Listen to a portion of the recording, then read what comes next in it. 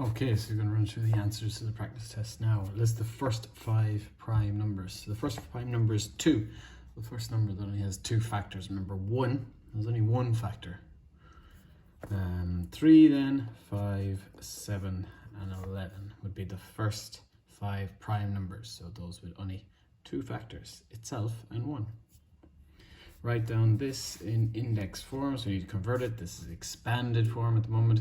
And it's 2 to the power of 4 in index form. Remember, that small number is called the index, the large number is called the base. Evaluate 5 to the power of 0. Well, we looked at this in class.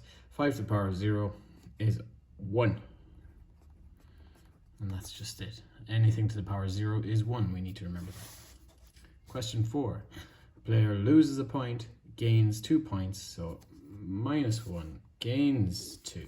Loses 3, adds 4. So which one is that? Well, I think that's option number D here. List these from smallest or least to greatest. So the smallest number here is this negative 54. It's tiny. And then moving on, negative 11. Before we get into any of the positive numbers, 7, 12, 18. All right, so some integer operations here.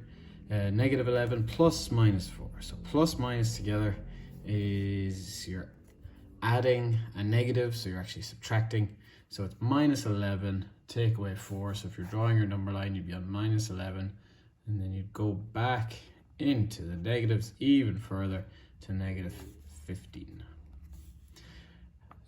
121 divided by 11 is 11. Minus 121 divided by -11. So minus divided by minus is a plus. So you can write plus 11 or just 11. Last one here, minus minus is plus. We talked about that. Subtracting a negative. So as if you're subtracting away a debt from your bank account. So you'd actually be better off, wouldn't you? So you're better off to the scale of 10 here. So that's just actually adding 7 to 17. First 5 multiples of 8. So the answers to the times tables. List all the factors of 42. Well, 1 goes in, 2, 3, 5 doesn't evenly. Or does 4? No, 4 doesn't evenly. 6. Now 7, 6 times 7 is 42. So what's 3's buddy? 3 times what is 42? Well, you can do a little bit of calculation if you want on that one, and you get 14. And then 2 must go in, so it needs a buddy of 21, and then of course 42 itself. Okay, so maybe a tricky question, question 8. Calculate the value of x squared minus y. Now x and y are given on this number line. So x is at 5, so I think it goes up in 5s, this number line. And y is back here, well that'd be -20, so y is -25. So I know x is 5 and y is -25. So I'm going to put it into this equation. X squared minus y. So it's going to be 5 to be squared, so 5 by 5, minus 25. So minusing whatever y was, and it's already negative, so it's minus -25. So this would be 25, 5 squared, minus gives me a positive, and that means my answer is 50. So a tricky one there, 4 marks. Using order of operations, so it's this one first. I have to do multiplication first, wouldn't I? So I would go 7 plus 15 minus 2, and this is the way I'd lay it out underneath. And then what do I do next? Well, I might do the addition next, because we should be using mid-mass. So remember, division and multiplication have the same power, and addition and subtraction have the same power. Watch the video on that again if you're unsure. I think we get 20 here. This one, well, which do I do first, division or multiplication? They both have the same powers, but I do whichever comes first from left to right. So I do this division first. So 48 divided by 12 is 4.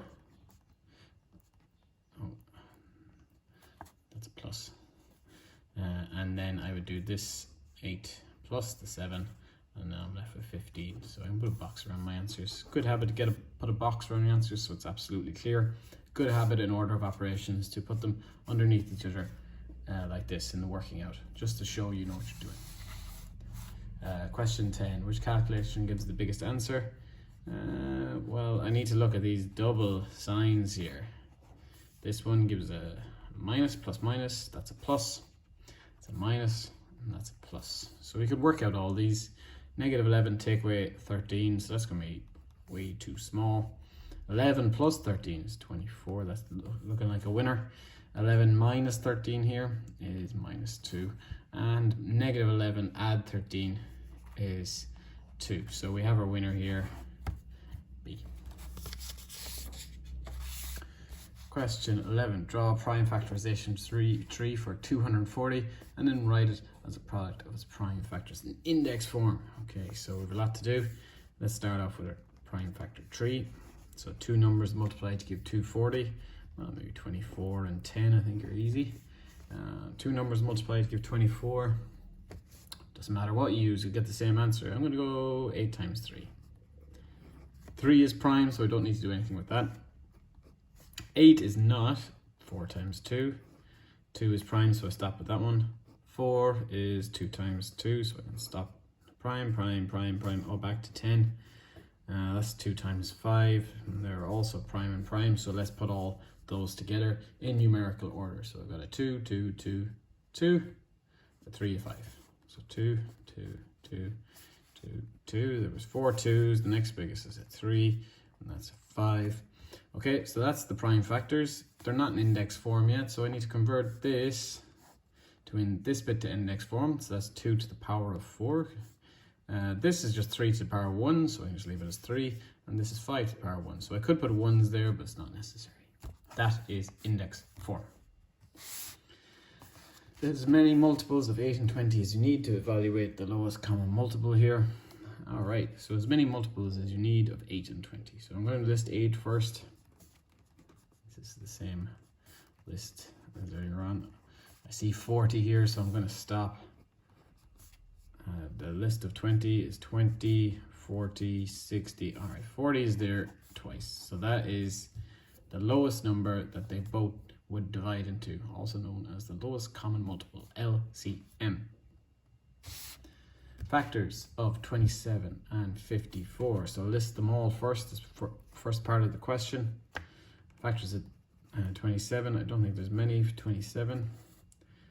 And factors of 54, there's a few more. 1, 2, 3, does 4 divide in? It doesn't. 5 doesn't. 6 does, I think. 7 doesn't. 8 does. Okay, next one was 6 times 9 is 54. So now we're going the opposite direction. 3 times what is 54? Divides in, I think it's 18. 2 times 27 and 1 times 54. So if you notice the way I had to make sure they all had buddies either end. All right, so highest common factor. Well, there's a few common factors. 1 is common, obviously. 3 is common. We see 9 is common, but I think our winner here is 27. So 27. So you can put that down here. HCF is 27. Excellent. Okay. Calculate the following. Expression showing coherent lines of reasoning. If you're unsure what that means, coherent lines of reasoning means just show your work clearly so it makes sense. So in other words, show your work.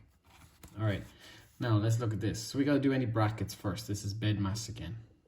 So 12 minus 3 plus minus is going to be a minus. So that gives me 9 multiplied by minus 4. I'm just rewriting the rest of it. Bed mass, so E next.